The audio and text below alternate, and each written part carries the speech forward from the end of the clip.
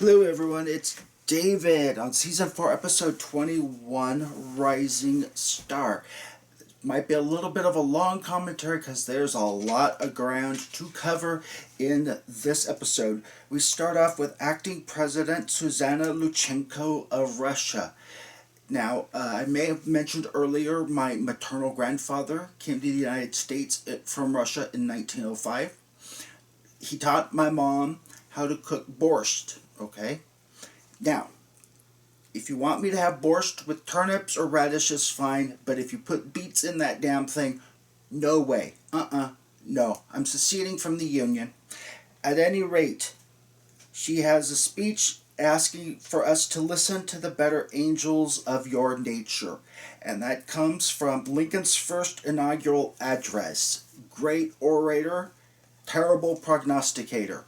Because he basically said at the end that the South would return to the fold once they listened to the better angels of their nature. Ooh, not so much there, Abe. At any rate, Med Lab staff come in and to their shock find Marcus dead and Ivanova unconscious. And we cue the entrance. Ivanova is hysterical. Now, she had what we call a halo brace, those little things that are, and yes, they are literally screwed into your skull. So the idea that she just ripped it off and went on a hysterical rampage, no, sorry. But it's science fiction, not science fact. She talks with Franklin about Marcus, and as she was sharing her near-death experience, he said, she comes out, and she later shares with Stephen, at least I should have boffed him just once. Okay, so, if you're wondering where that meme came from, there you go. Is all love unrequited, as she said? Because Delenn, in a tender moment with Lanier, says, you know, she's wrong, don't you? Delenn, if you know somebody else is interested you probably shouldn't come on to him like that, but, you know, I guess she's just, in case things don't work out with John Boy, she's got good old Lanier to chase after her and shower her with compliments and the look and all that good stuff. But, at any rate, I'm just a jaded person, I guess. Londo and Jakar are developing a friendship. Ooh, boy. Very big change from the first few seasons. We find out the regent is ill and Londo is to be appointed emperor. Oh, shock, surprise. We zip on in and back on Earth. Bester confronts Sheridan over his lover. And we find out Carolyn is safe and well, I guess. If you count being in a freezer for the rest of eternity, well.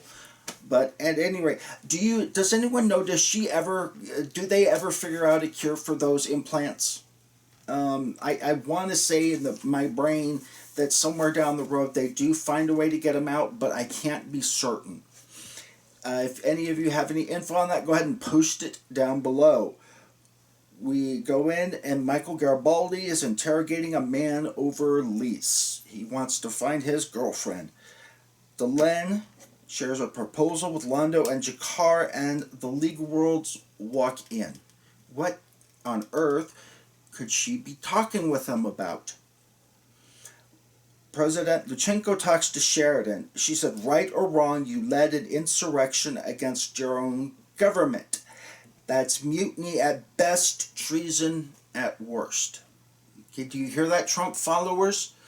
On January 6th, this is one of the reasons why I hate conspiracy theories, because when the real thing happens, like on January 6th, people are so desensitized to it. 9/11 was an inside job, it was by the Israelis, it was by some satellite zapping the trade centers, it was by aliens, it was by 300 Japanese ninjas all running around in black suits and, filling them up full of kerosene and lighting it on fire.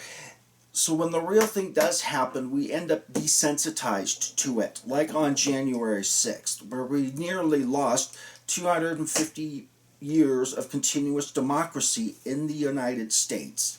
And it came from the very top.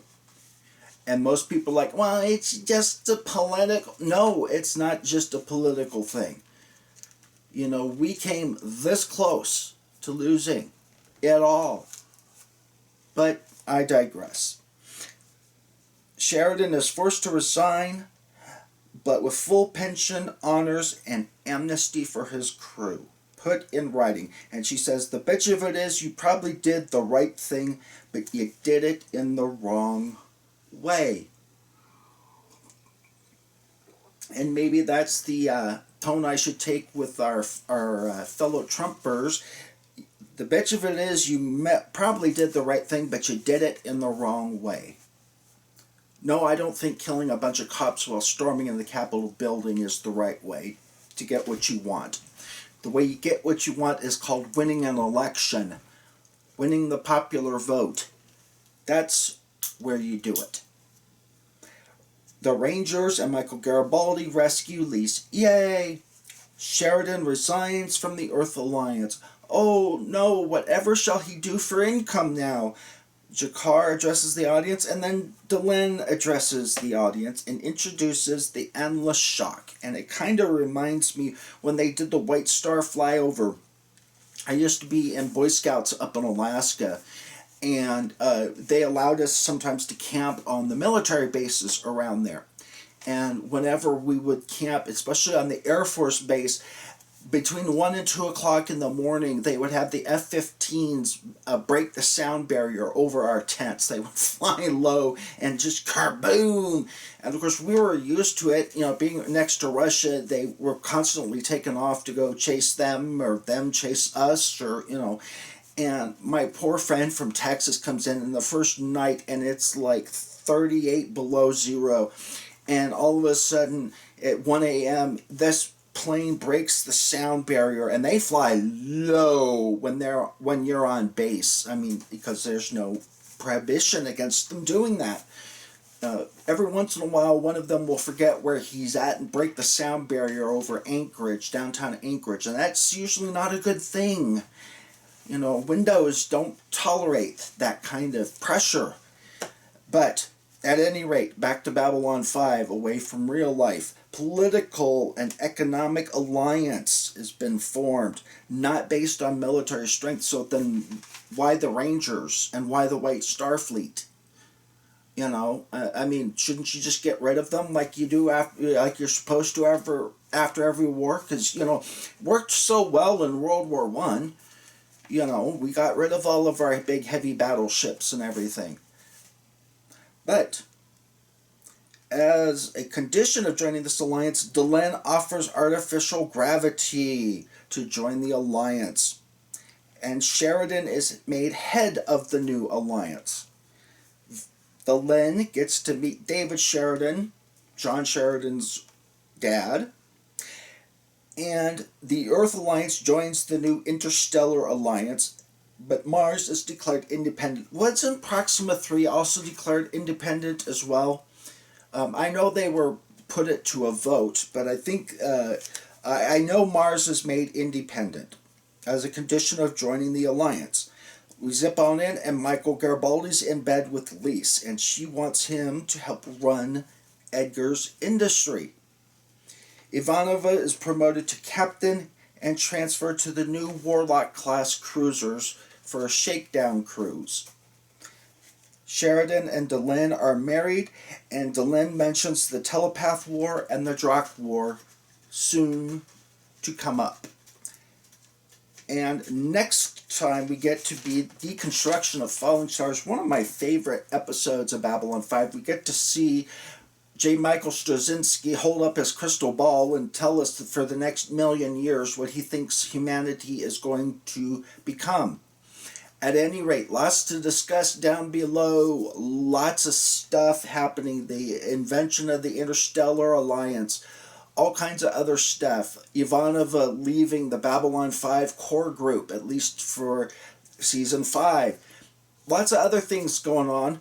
And as always, comment down below, like, comment, subscribe, and share. And I will see you on the final episode of Season 4. 4.